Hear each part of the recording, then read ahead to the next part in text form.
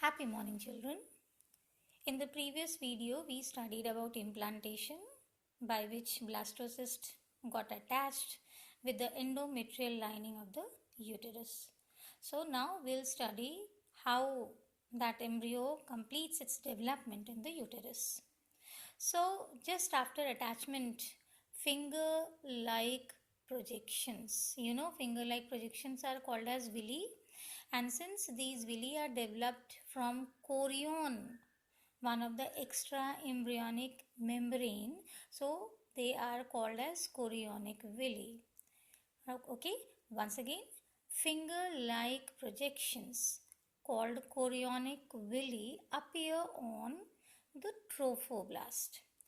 Trophoblast, if you recall, it is the outermost layer of the blastocyst, and the main function of trophoblast was to help in the formation of extra embryonic membranes, namely chorion and amnion. So once chorion is formed, it develops finger-like projections, and these finger-like projections, these villi are surrounded by uterine tissue and maternal blood. These are in intimate connection with the uterus, with the mother's body. The chorionic villi and the uterine tissue, chorionic villi of the fetus, uterine tissue of the mother, they become interdigitated, they become interlocked, they intermingle with each other in such a way that they form a structural and functional unit between embryo and the maternal body, and that is called as placenta. Okay, so chorionic villi gets interlocked, it gets interdigitated with the uterine tissue, maternal uterine tissue, in such a way that they together become a single unit, and that single unit is called as placenta. This placenta is attached to the embryo or the fetus by means of a structure called as umbilical cord. Placenta is not directly attached to the embryo. Placenta is attached to umbilical cord, and this umbilical cord is attached to the embryo or the fetus. Now, what is the difference between embryo and fetus? A structure in the early stages of development. Early stages of development means till 8 weeks is called as embryo. And after 8 weeks, when a tiny organism has been formed with all the structures, it is called as fetus. Okay. So let us now study about the functions of placenta. First, nutrition. Placenta provides nutrition to the developing embryo. How? From the uterine tissue. The nutritious substance, they diffuse into the body of the fetus. Second, respiration.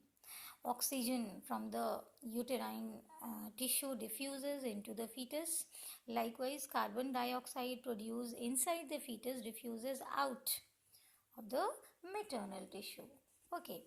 Third, excretion. Inside the fetus, waste products are being produced. So those waste products also get removed out from the fetus through the uterine tissue, and that they actually pass through the placenta, okay, so that it could go out of the body. Placenta even acts as a barrier. Barrier means as a check post. It checks the entry of unwanted substances inside the body of fetus. For example, one such unwanted body is teratogen. This is additional information. So what are teratogens? Teratogens are the agents. Could be a virus, could be chemicals, could be drugs, right? And these teratogens, if they pass into the body of the fetus, they can cause abnormal development in the developing embryo or the developing fetus. Right? So, placenta acts as a carrier. It prevents those drugs, those agents that can cause abnormal development in the developing embryo. Right? So, this is one of the reasons that a pregnant lady is said not to consume any drug without the doctor's advice. Okay? Then placenta even has endocrine functions. Endocrine functions, why? Because it secretes some hormones. And the main hormone secreted by placenta, HCG, human chorionic gonadotropin. What is its function? Human chorionic gonadotropin stimulates and maintains corpus luteum so that it could secrete progesterone till the end of pregnancy. Okay, next is HPL, human placental lactogen. Human placental lactogen breaks down fats from the mother's body to provide energy for the growing baby. Right? So, human placental lactogen, actually it is a hormone for increasing the metabolism of the body.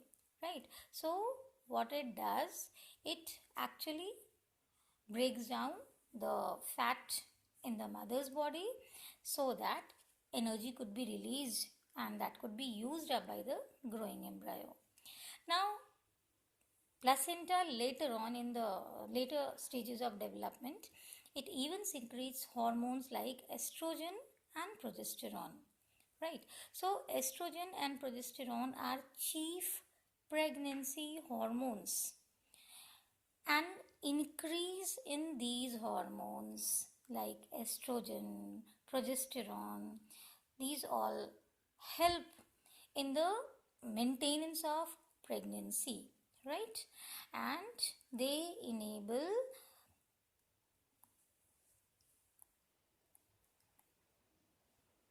uterus and placenta to improve the formation of blood vessels. Okay, so in fact it is being said that these hormones increase vascularization. So what does vascularization means? Vascularization means the formation of blood vessels. So that is what is initiated by estrogen and progesterone. Placenta secretes a hormone relaxin. Relaxin, as the name suggests, relaxes the body. Right? How will it relax the body? When will it relax the body? It relaxes the ligaments in the pelvis and makes them soft and widens the cervix. Relaxin is secreted at the time of childbirth, and what it does, it relaxes the body, it relaxes the ligaments, it relaxes the pelvis, it makes cervix soft so that these all cervix could widen, vagina could widen to form a birth canal at the time of delivery. HCG, HPL and relaxin are some of the hormones which are produced only during pregnancy. In addition, during pregnancy, the levels of other hormones like estrogen, progesterone, thyroxine, these all are increased several times in the maternal blood. Okay, so during the pregnancy, the concentration of hormones increases many a times, right? Immediately after implantation, the inner cell mass of blastocyst differentiates and forms three embryonic layers. Three embryonic layers: outer ectoderm, middle mesoderm, inner endoderm. Right? This actually is called as division of labor. That means now the work has been divided. Ectoderm will form the epithelium, outer epithelium of the entire body, even the nervous tissue. Mesoderm will form the muscles, connective tissues, and endoderm will form the covering of internal organs of the body. Right? So, due to this differentiation, there is organogenesis, that is the formation of organs start. Right? So, first stage is morula, then is the blastocyst, and after then there is differentiation, and due to that differentiation, a a miniature individual is formed with very small organs. Some cells of the inner cell mass are totipotent. What is totipotency?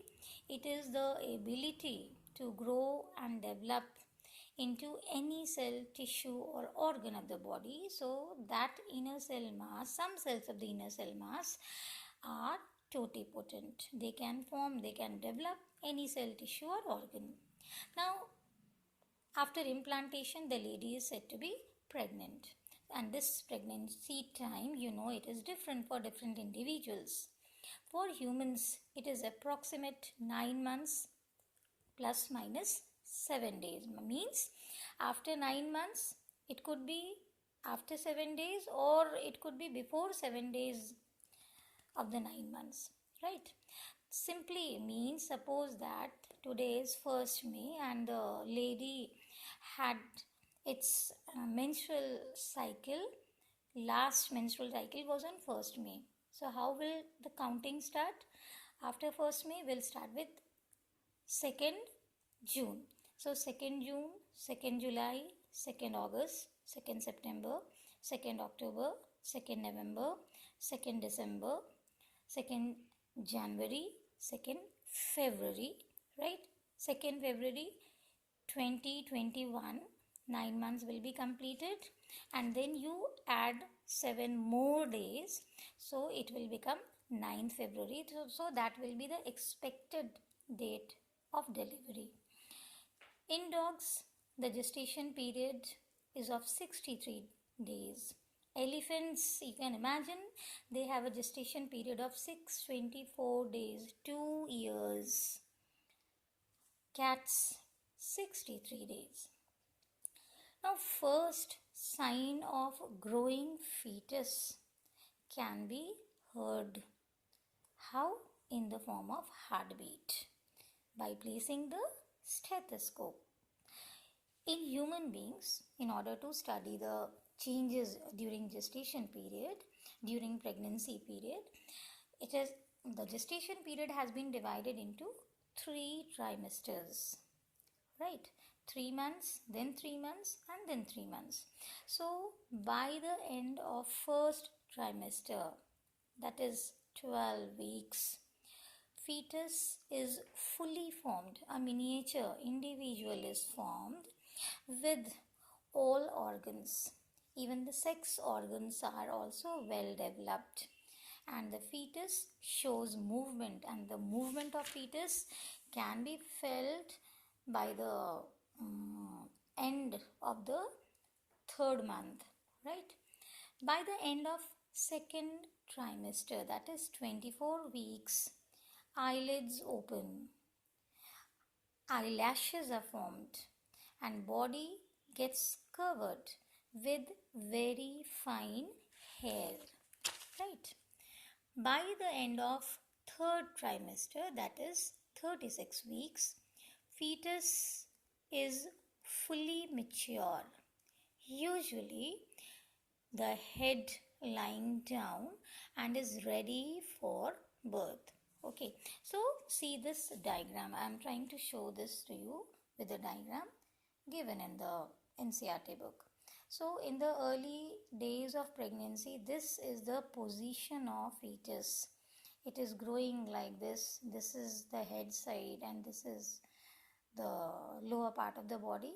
The fetus is connected to umbilical cord, and umbilical cord is connected to the placenta, and these are the villi, chorionic villi, which are in intimate connection with the uterine tissue. Okay, now by the end of 30 weeks, the position of the baby changes. How? This head turns downward, right? Head turns downwards towards the cervix. Why? Because now it is the time for the delivery of the baby, and the baby will come out through cervix and vagina.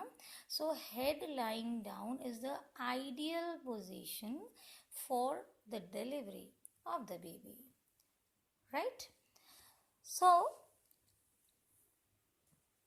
after this, since the fetus is fully formed, now it is the time for the delivery, and the delivery or the expulsion of a fully formed fetus is called as parturition, right? The duration of pregnancy in human beings is about 9 months plus minus 7 days, that I have already explained, and this period is called as gestation period. At the end of pregnancy, vigorous contractions of the uterine muscles. Which layer of uterus? Myometrium layer of the uterus, which is made up of smooth muscles, that causes the delivery or expulsion of the fetus, and this is called as parturition. Parturition is induced by both nervous system and endocrine system. It is controlled by the neural signals as well as the hormones.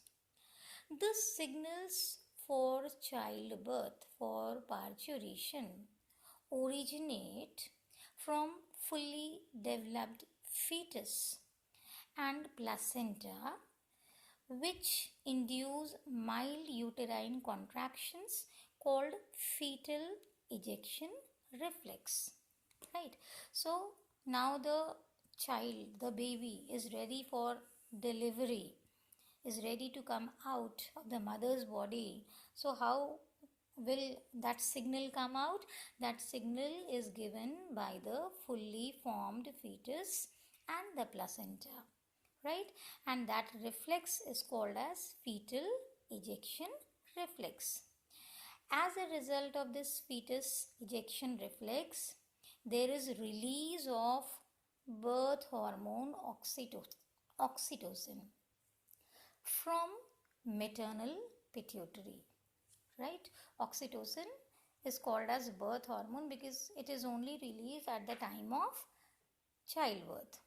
Oxytocin, the birth hormone, acts on the uterine muscle, myometrial layer made up of smooth muscles. Those are stimulated by the release of oxytocin, and that is why there starts stronger uterine contractions, right? And these stronger uterine contractions in turn stimulate pituitary for further secretion of oxytocin. You can understand it like this कि जितना ज़्यादा oxytocin secrete होगा उतना ज़्यादा contractions होगा, और जितना ज़्यादा कॉन्ट्रैक्शन होगा उतना ज़्यादा oxytocin, means they both are interlinked with each other.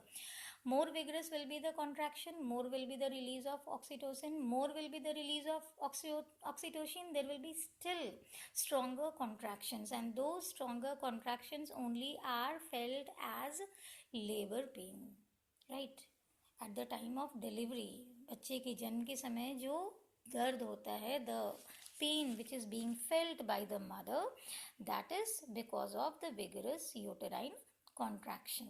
Okay, now it has come the last moment when the fetus is to be expelled out, right? So that is divided into 3 stages: stage of dilation, stage of expulsion, and the placental stage.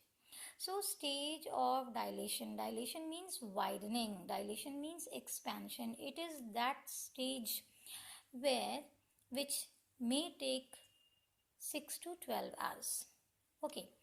And the first sign of the stage of dilation is the rupturing of amniotic sac. I have not told anything to you people about amniotic sac. If you see this diagram, so outside the fetus there is a cavity, right? There is a gap. This cavity is filled with amniotic fluid, a watery fluid which keeps the fetus moist, right? And then there is amniotic membrane, the boundary, that is called as amniotic membrane, and amniotic membrane includes amniotic fluid. So at the time of childbirth, what will happen? The amniotic membrane, the amniotic sac ruptures, and rupture of amniotic sac will lead to the flowing of the amniotic fluid. जैसे ही ये sac rupture करेगा, amniotic fluid जो यहाँ present है वो बाहर आना शुरू करेगा, right? So what do we say? That with the rupture of amniotic sac, the amniotic fluid or the waters start flowing out through the vagina, right?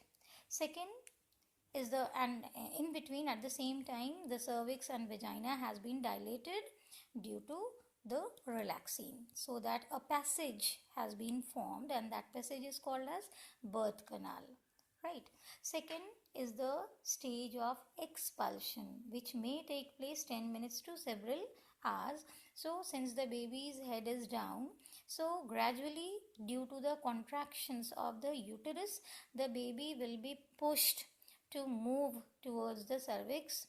Then from the cervix it comes to the vagina, and then from vagina it comes out of the body, right? So that pushing movement is because of the contraction of the myometrial lining of the uterus, right? And this expulsion may take place 10 minutes to several hours, right? And the ideal position is when the baby's head comes out first, right? Because if the position is reverse, if the legs come out first, then there may be a problem, because there are two legs. So if suppose only one leg has come out, so that condition could be dangerous. So most ideal condition is the head down, right? Then comes placental stage. After the delivery, the baby has come out, this umbilical cord will come out, and along with umbilical cord, the placenta, the afterbirth also will come out, because now after delivery this placenta is of no use, right? And if this placenta is retained inside the body, it is going to be harmful for the mother. So expulsion of placenta or afterbirth also takes place due to powerful uterine contractions, right? Then the child is separated from the umbilical cord by cutting the umbilical cord. The umbilical cord is being cut, and the umbilical cord is being cut and it is being tied from here, right? And then it dries off after some time, right? The last topic, lactation. What is lactation? Production of milk in mammary glands, right? Mother's mammary glands undergo differentiation during pregnancy and start producing milk towards the end of pregnancy under the influence of hormones prolactin and oxytocin. Prolactin is responsible for secretion and storage of milk. Prolactin, prolactin, lactogen, lactodex, all these are the similar names which are associated with milk. So like that, you remember, prolactin is responsible for secretion and storage of milk, which generally begins within 24 hours after childbirth. Okay, but ejection of milk, coming out of milk from the mammary gland, is under the influence of oxytocin, and oxytocin is produced during childbirth, so ejection of milk will occur after childbirth only. The first milk which comes out from the mammary gland just after the childbirth is called as colostrum. This colostrum is a yellowish fluid rich in protein but low in fat. It contains several antibodies. It is very good for the fetus. It is nutritious and it even contains antibodies, particularly IgA, immunoglobulin A, that helps to develop resistance in the newborn babies. So that must be given to the child. Right, children, this was the end of chapter 3, and if you have any problem, you can ask from me anytime whenever you feel comfortable. Thank you.